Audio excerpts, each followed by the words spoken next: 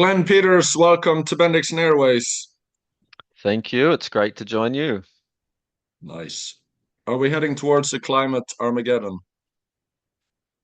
No, I guess that depends a little bit on your definition and who you are.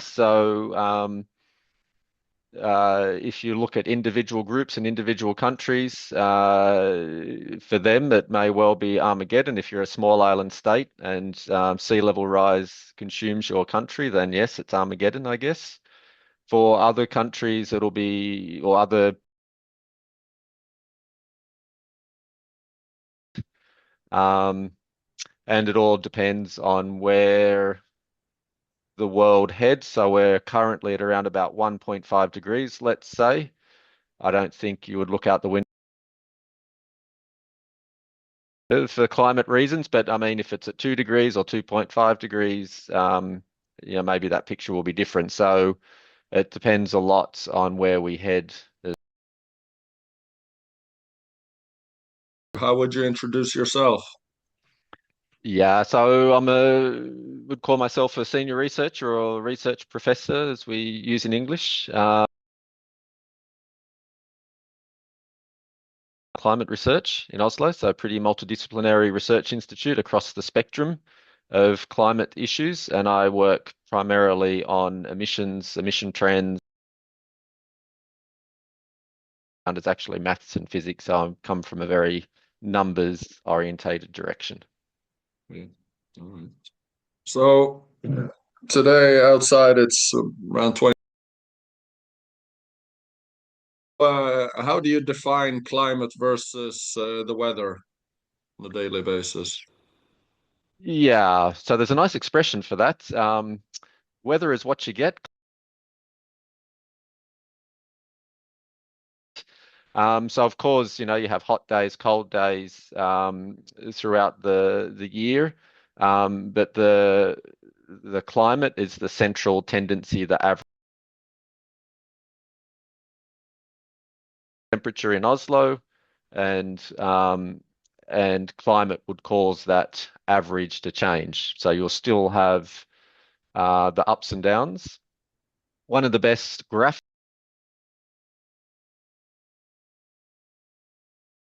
So if you think you're walking a dog on a leash and you're going from A to B in a straight line, that is like the climate, whereas the dog's running backwards and forwards and around, dog is the weather. Nice metaphor. Yeah. So we guys, which parts of the globe are most heavily affected now by climate change? Yeah, so there's a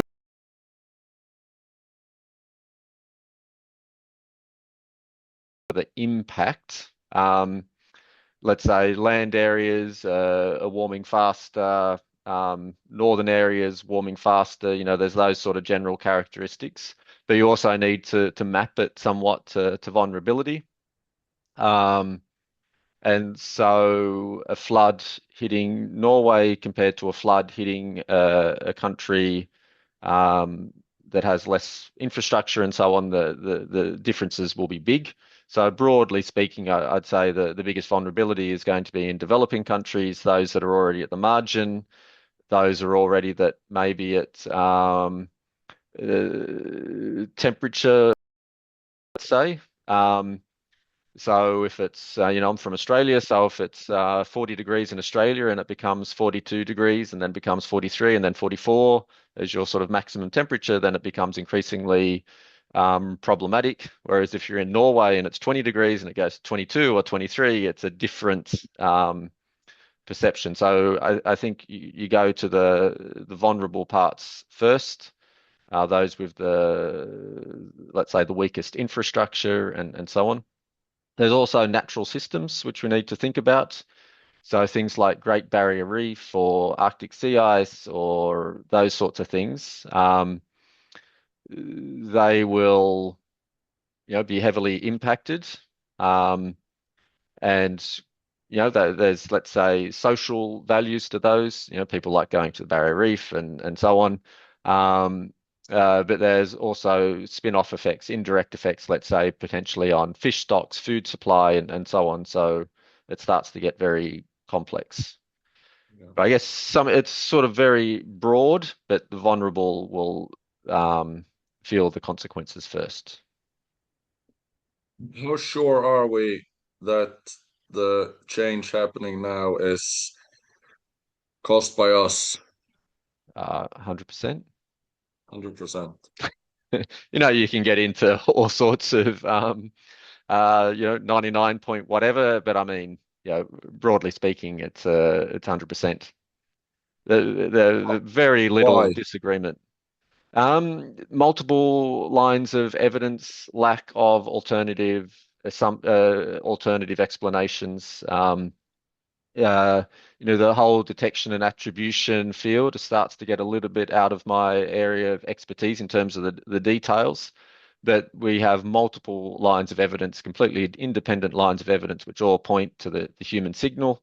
And yeah, there's virtually uh, there's basically no alternative explanation for what we see. So if someone can come up with an alternative that meets all the independent lines of evidence, then great. They'll get themselves a Nobel Prize in physics or something like that. But yeah, virtually, I think the IPCC, Intergovernmental Panel on Climate Change, I think used the words virtually certain. So yeah. So, where do we stand today with regards to emission trajectories? Yeah, so emissions, if you think about in the recent past, it may be taking a few, a decadal perspective. Emissions have been growing pretty strongly, a few percent per year on average, sort of more or less in line with economic activity. Um, there's little ups and downs. There's an oil crisis and things drop down and then they come back up again. So that's the general background picture. Then in the 2000s, we had this period where China joined the World Trade Organization. They had huge export, booming industries, a big investment in infrastructure and so on. And Chinese emissions grew very rapidly during the 2000s. And as a consequence, global emissions grew a bit faster, around about 3% per year, compared to that, let's say, 2% per year sort of average I mentioned. And then in the last, let's say in the 2010s, emissions growth, fossil fuel emissions growth at least, sort of leveled out somewhat. Still growing around about 1% per year, but it's a sort of, in comparison to the rapid growth in the 2000s, it's slowed down. And the sort of expectation, the current understanding is we're probably getting close to a peak in emissions. I think it's too early to say that we're there yet. And every time we think we're there, something happens, like there's a war or there's a pandemic, or so there's always something that pops up. What kind of effect did the pandemic have on emissions? Rapid decline? Yeah, rapid decline and a rapid rebound. So you could think you turn the tap off, 5%, and then a year later turn the tap back on. So that's generally how most crises, global financial crisis in 2008-9, same, oil crisis, pretty much the same. The tap's turned off or turned down a little bit for a while and then back on, which tells us we don't solve the problem by turning the tap off. We have to solve it in other ways. But emissions growth is slowing down. We are getting periods or years where solar, for example, covers most of the increase in electricity demand in particular. Depends a little bit on how strong electricity demand has grown, whether you need a little bit of coal, but we're getting to this situation where coal is just keeping its head above water, so to say. And we would expect coal use to sort of start to peak and trend down. And with that, global emissions will start to flatten out more confidently, let's say, and then hopefully start to trend down. So we're at that, we're near the top of the mountain. And an analogy I use sometimes in very appropriate for Norwegians. You're climbing up the mountain and you see that there's the top, and then you get to the top. No, it was a false top. The top's a little bit further, and then you go, oh, it's a little bit. So we're maybe at the false top, but we know we're getting close to the real top. What are the climate targets, and given the political and economic realities, how likely are we to reach them? Yeah, so this is something you would take a little bit country by country. Globally, there's no let's say concrete, easily quantifiable targets. Globally, it's well below 2 degrees. Try to Yeah. get to 1.5 degrees. That very sort of what does that actually mean? That's translated by Why do we know that 1.5 is so critical? I wouldn't myself at least characterize 1.5 as like a threshold that, 1.49, it's all okay. 1.51, it's Armageddon, to use that word. It's more of a transition. Uh, just to use another analogy, I have a colleague that uses analogy of boxes, and if you think you're climbing up the boxes, maybe if you fall off at 1 degree onto the ground, then you'll ouch, but you won't break any bones. And 1.5 degrees, you're at the situation where, oh, okay, if I fall now, maybe it'll hurt. Maybe I'll even break a bone. And if you get to 2 degrees, okay, I'll break a bone if I fall from here, that type of thing. So the higher you get up, the risk of something bad happening increases. Um, you do see in the literature, if you think about things like sea ice, the Great Barrier Reef, coral reefs more broadly. I'm a bit biased talking about the Great Barrier Reef, I should say, coral reefs more broadly. Like we know around that sort of 1.5 degree mark, maybe 1.2, maybe 1.8, that there's the risks really amplify. And then also for heat stress, it's going to depend a lot on the region, changes in precipitation and so on. There's different levels where these sorts of things are expected to become much more problematic and the Paris Agreement is not framed as a hard limit, well below, like the goal is well below 2 degrees. What does that mean? And then, the pursue efforts for 1.5 degrees, the wording is the wording.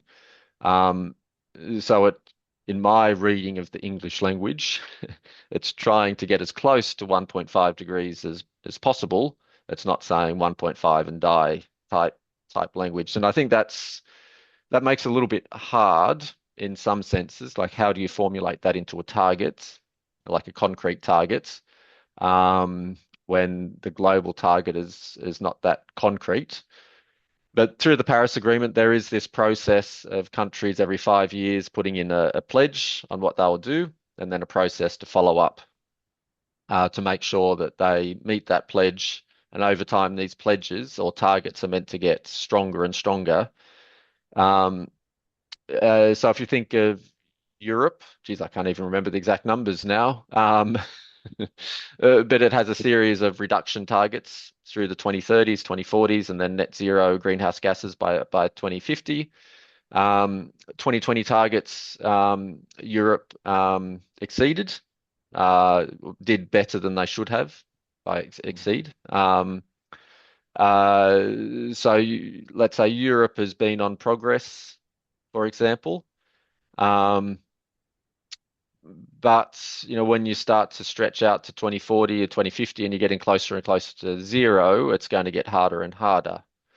That's just taking Europe as an example. If you pick some other countries, China or India, China has these emission intensity targets. So how much carbon is emitted per unit of economic activity.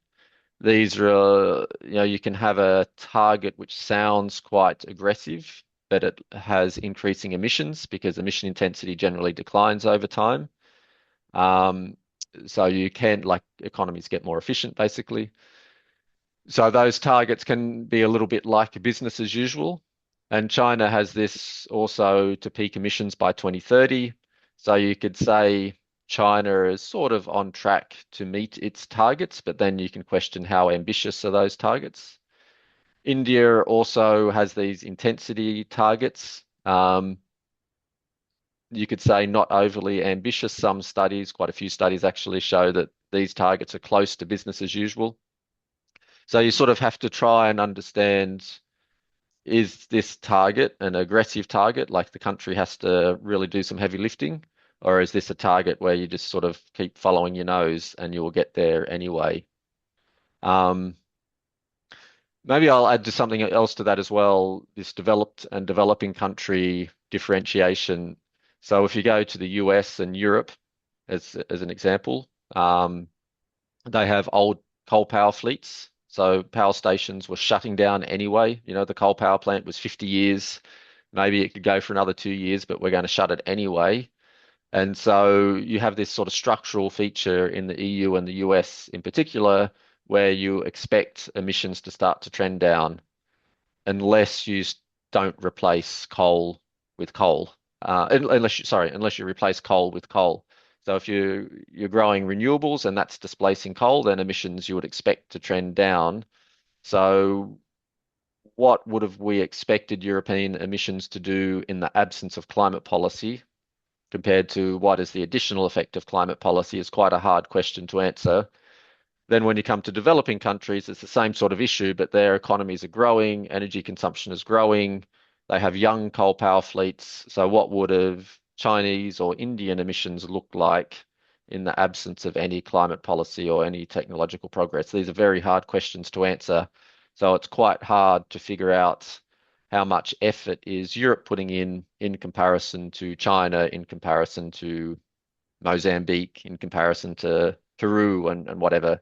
This is getting to the sort of cutting edge of science in a sense, trying to understand the effects of policy and technology on emissions. But would you say we are on the right track No. globally? Well, No. it depends what you would like your track to be. So, what's the right track? So, if you define what the right track is being broadly consistent with Paris, so well below 2 degrees, no, we're not on track. I would really need emissions to be trending down, see some structural decline in countries. Maybe some people are a little bit more optimistic. But you could split the are we on track in several dimensions. Are we on track in terms, let's say, of peaking emissions globally?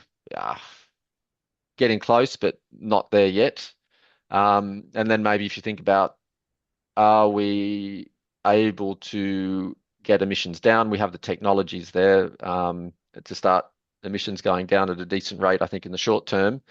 It's just a matter of deployment and retiring the old infrastructure, if you like. And then there's this phase around net zero, which is then another question that sort of, have you decarbonized aviation? Have you decarbonized international shipping? How do you produce steel? So these hard to sort of address sectors, then that's another question. Can we deal with those? What are the main sectors that produce the most carbon? Yeah, so the power sector, so electricity generation, will be up there. Well, it is the biggest, And that's but it's mostly also because of coal. yes, and Yeah. it's also the easiest to transition, I'd say. So that's some good news, bad news there. Industry, um, and transport will be the next two biggest. There's a little bit of how you allocate things between the different sectors as well, but just put that aside.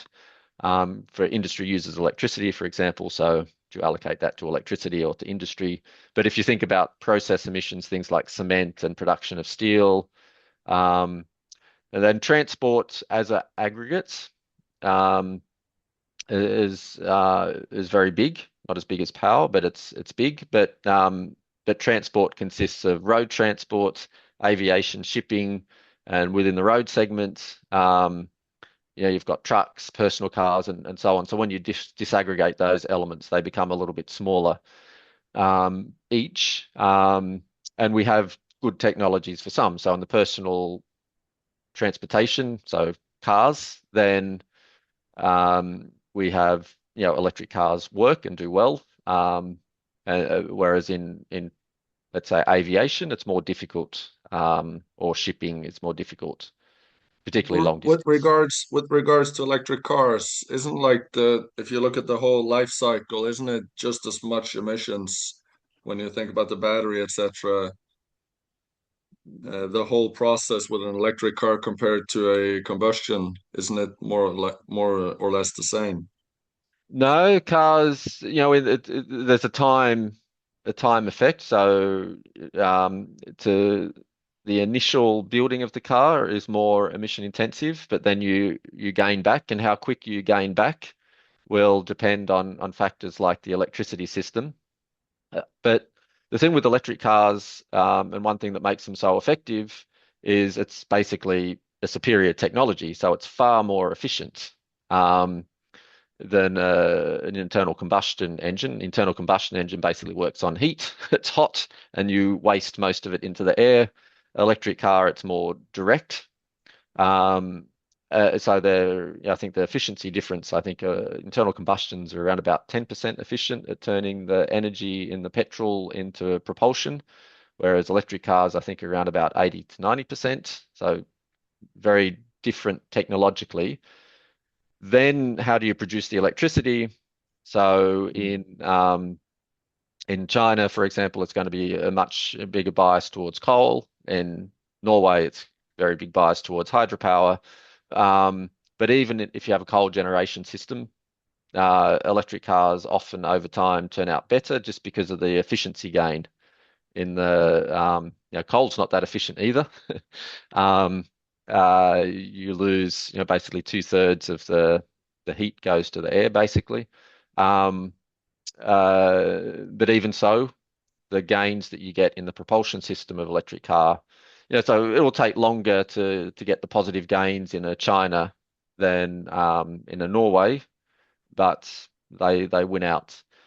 And we Yeah. also know the energy systems are transitioning. Coal is becoming a smaller element of electricity generation in pretty much every country. So it's going to get better and better over time.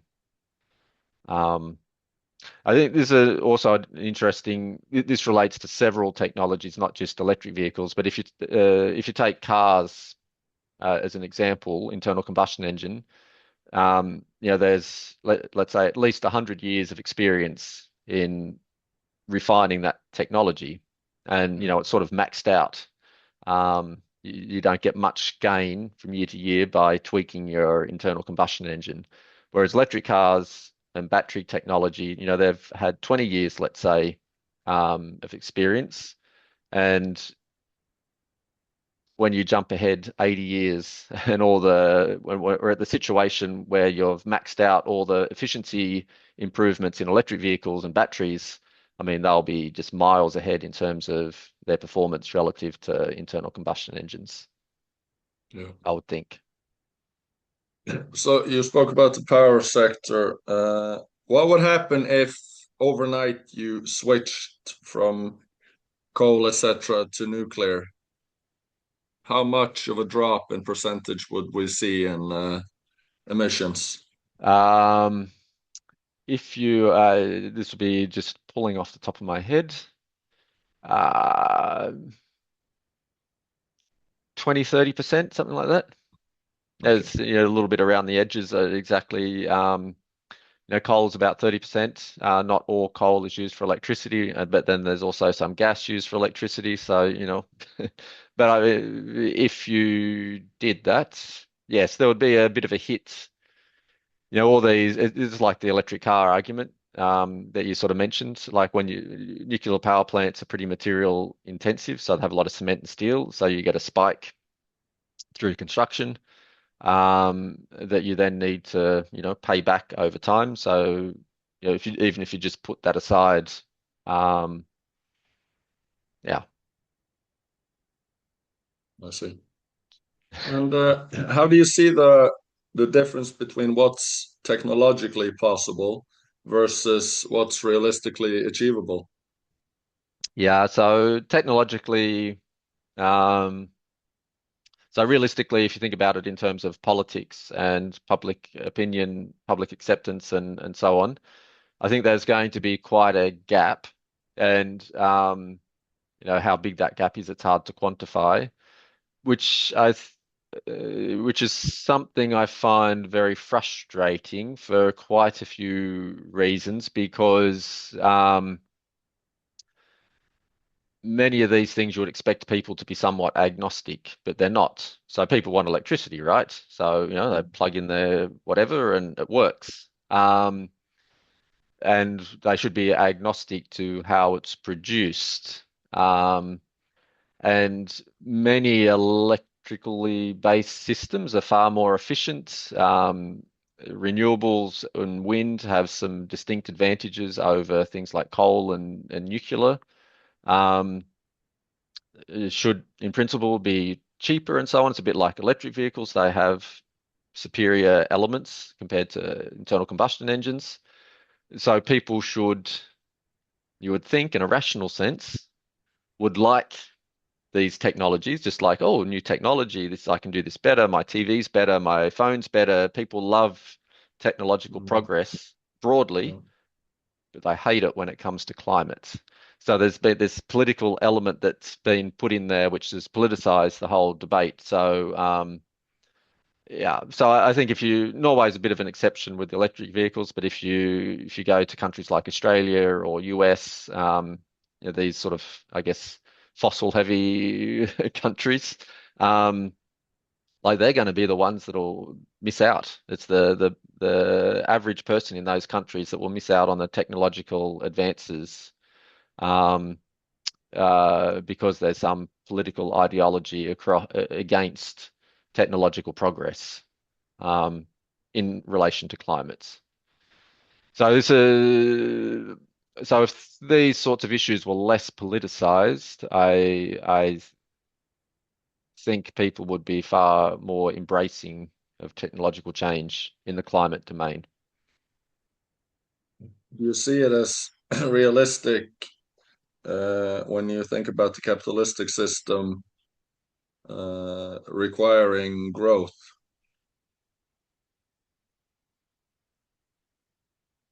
Or would we have to, like, we live in a welfare state here in Norway?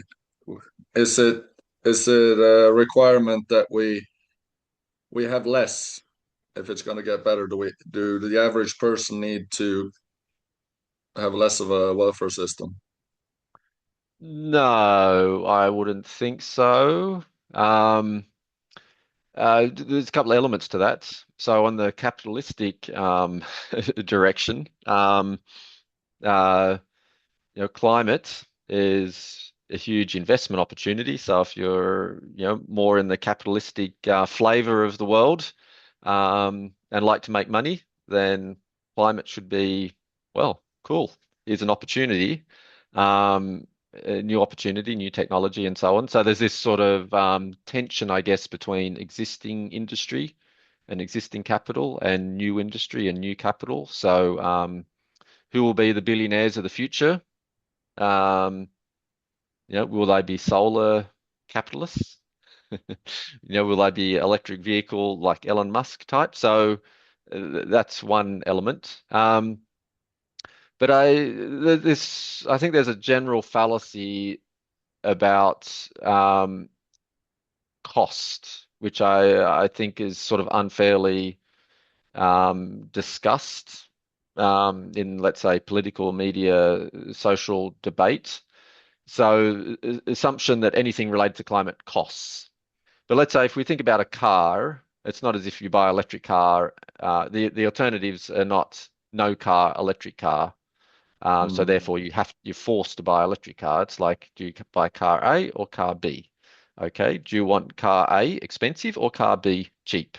And car B, which is electric car, is generally, particularly over the lifetime cost, cheaper, and will get more so. So in that sense, the average person in the street will have more money in their pockets. And likewise with renewables, particularly in certain regions and countries, it is just cheaper, it's faster, it's more flexible. as many advantages, so you will have more money in your pocket. So this sort of narrative that climate mitigation means you need to go live in a cave, I think is rather untrue. Yeah. But just to stay on that, what about the retail industry and that every person, like you said, we want a new iPhone, etc., a better one. It's just marginally better. Why do we always need to have more and more? Why do I need like 10 different sets of clothes, etc.? Yeah. And is this possible when we just consume more and more and more and produce more and more and more? Yep. I don't No, need 10 different this. shoes. Yep. No, I completely agree with you. So there's this is a huge issue, and this boosts growth. So there's a sort of a, I don't know, bipartisan acceptance that we just do this, because oh, more money, more jobs, more retail, more, as you say. And it would help on the mitigation side. It would help on many problems with society actually to tone this down somewhat. So it's not just related to climate, but all sorts of pollution, probably worker rights, just general consumer rights, etc. Everything is just pushing the consumption element. So backing off that, I would support for a whole multitude of reasons, and one element of that is climate. I think one, just to take the climate element, yeah, I could say so many things on this topic, but just let's take the climate element and just aggregated consumption. Um, if you spend less on buying junk, let's say, if you keep your iPhone and don't buy a new one for an extra couple of years, then what do you do with that money that you have? Um, so there's these sorts of rebound effects that, well, okay, I've saved money because now my clothes last 10 years instead of 10 days, and I keep my iPhone and my computer for a decade instead of 2 years or whatever. Now I'm going to fly to southern Spain and have a nice holiday, then that would offset all the gains. So there is a bigger picture on consumption per se. So saving in one area could lead to increasing in another area. So it's a little bit, how do you balance these issues out? So these are real, I think these get into really big questions of the setup of a country, the taxation system, the whole yeah, health sector, education sector, what's the relationship between these things, a welfare state, whatever. All these things come in and relate to this issue of consumption, I think. So yeah, these are huge issues though, but also relevant for climate. And there's also the insanity with like the built-in sort of kill switch in computers, phones that they're supposed to crash after X amount of years, and then you have to buy a new one. Yep. I They, spent half like, my day complaining about things like this. and it's just acceptable, and it's more expensive to fix it than to buy a new one. So we did it ourselves. Yeah. I think this is a huge issue, and society's just come to accept it. Like, I don't know, sort of the degree to which you have alternatives. So clothes are a good example. Like you wear a t-shirt a few times and then you're taking it off, and your hand goes through it. It just rips. It's like, come on. Um, so then if you go and try find an alternative that was, made like it should be made, Mhm. then you either A, can't find it, or it costs a fortune. There seems to be no sort of middle ground. But but this applies across so many elements. Pretty much everything you buy these days has the same issue, um, the same vulnerabilities. It's so hard to get things fixed. I've been trying this with zippers, for example.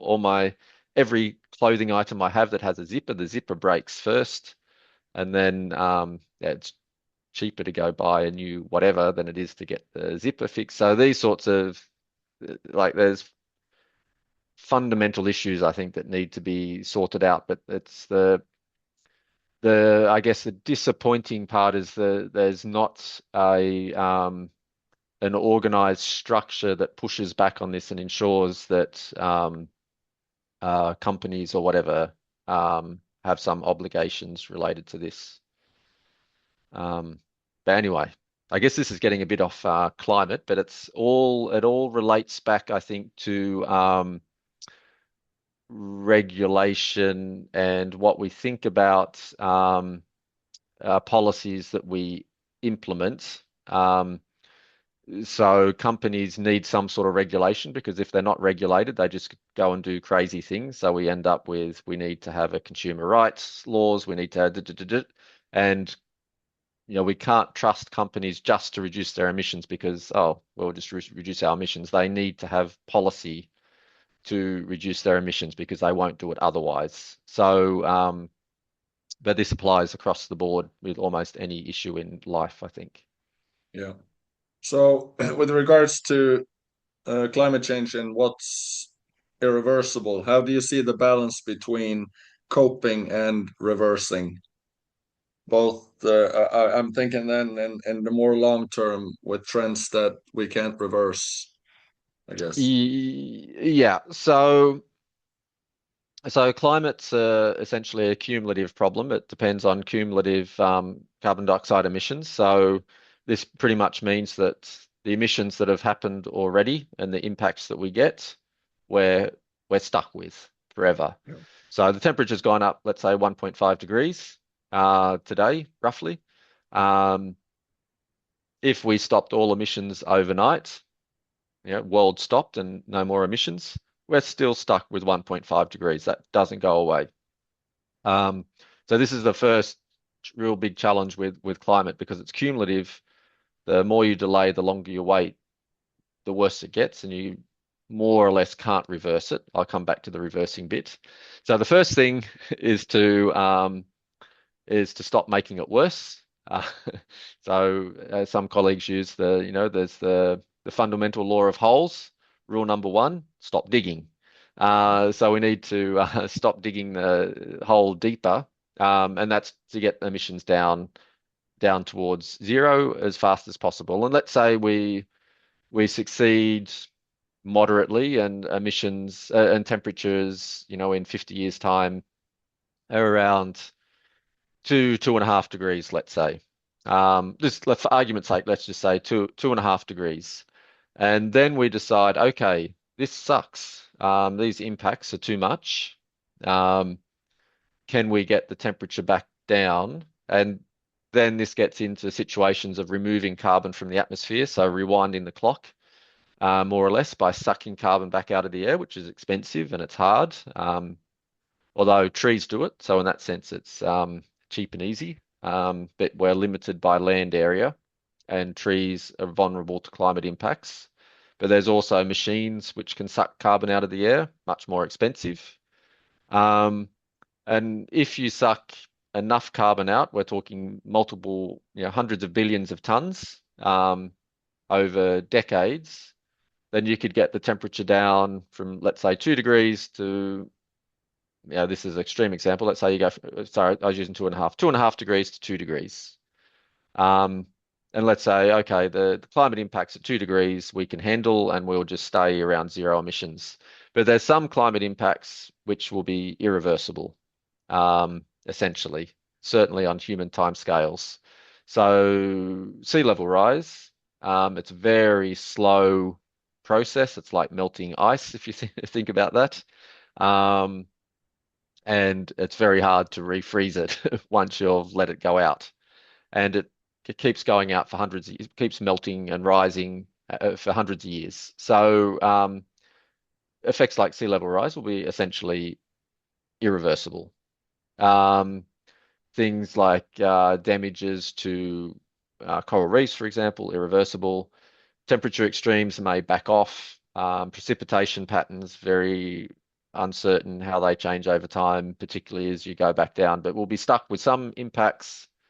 You can reverse some other impacts, but it comes at a cost. It's not cheap. It's not easy. It's better not to cause the problem in the first place. How big is the potential lag in the system if we stop before things start to reverse back? Um, so yeah, a couple of different ways to answer that question. So at a fundamental point, the relationship between CO2 and temperature is, let's say, good enough as 1 to 1. So you can think immediate.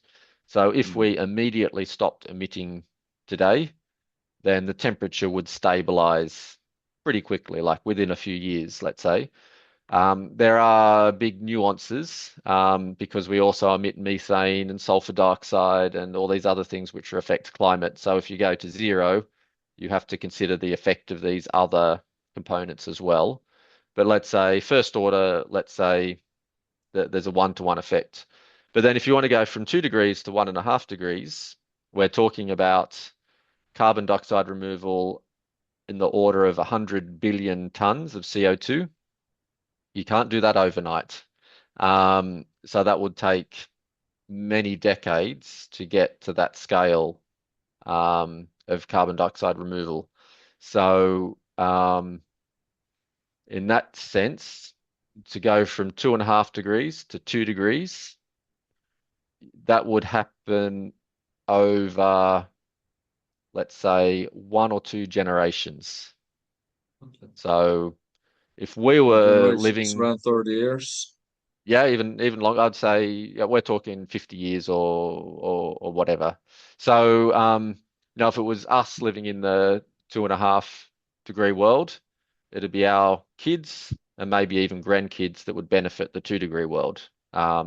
This is another problem with the climate, another big problem with climate. So if you think today we're living in the 1.5 degree world, it'll be our kids and our grandkids. They're the ones that get the 2 and 2.5 degree world. We don't get it. Yeah. So it's not immediate enough to do radical change. Yeah. In It's other not as if words, you're putting your hand on the hot plate and it sizzles immediately and you remove it immediately. Or yeah. what about the strong natural cycles like the Milankovitch cycle and ice ages? Is the natural cycle so strong that over time we will eventually return to an ice age no matter what we emit? Yeah. So if you're thinking back in the past first, there's these cycles, the Earth going around the sun, the orbit changes, the tilt changes, and these are relatively well understood. The sun also has these 11-year cycles, sunspot cycles, and over hundreds of thousands of years to millions of years, these cycles kick in, and the world will, let's say, relative to baseline, get warmer and colder, go in and out of ice ages. So that cycle will continue. I mean, these cycles they're not going to change.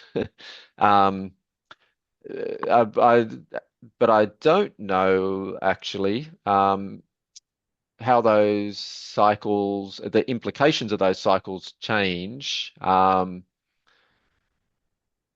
when the background concentration is a lot higher. So if we've emitted a lot of CO2, temperatures, let's say 2 degrees warmer than what it would have been otherwise, and then we come into an ice age, I or otherwise, yeah, that I don't know what the literature says about that, but of course, there's less incoming solar radiation. Sorry, there's less reflection and so on. So, no, sorry, I'm getting myself confused now. With these cycles, there will be more or less incoming solar radiation because of where the sun is relative to the Earth and so on, and the way it's tilted. So they will affect the climate as they have in the past, whether it's enough to offset our human emissions. Probably not, somewhat at the margins, I would think, yes. But I mean, we're talking hundreds of thousands of years into the future. So sort of one thing that I sort of, the Earth will be the planet will exist, but what state it's in.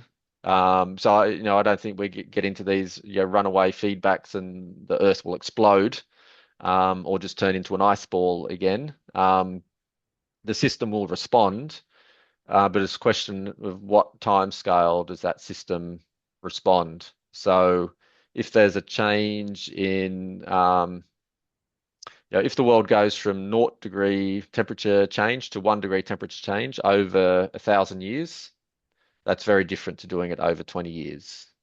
So the time scale plays an important role. And with these Milankovitch cycles, they play out over tens, hundreds of thousands of years. So the vegetation, the system is responding to these changes as they come in. It's not as if it's suddenly the orbit changes and suddenly it gets hotter. It's a very slow, long process. Whereas with a human, in an extremely small time scale, we've just increased the concentration and the temperature, concentration of CO2 in the atmosphere and the temperature. So if you were a politician, what would be the main bullet points that you would implement as fast as possible? Oh, yeah, yeah. Well, now I'm. So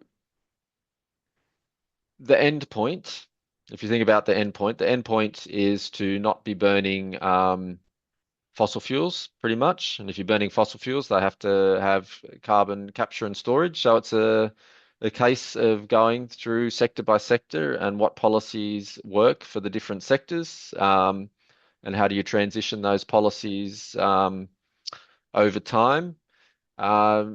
Maybe in a more practical sense, I think one mistake politicians make time and time again is they're not very good at communicating the background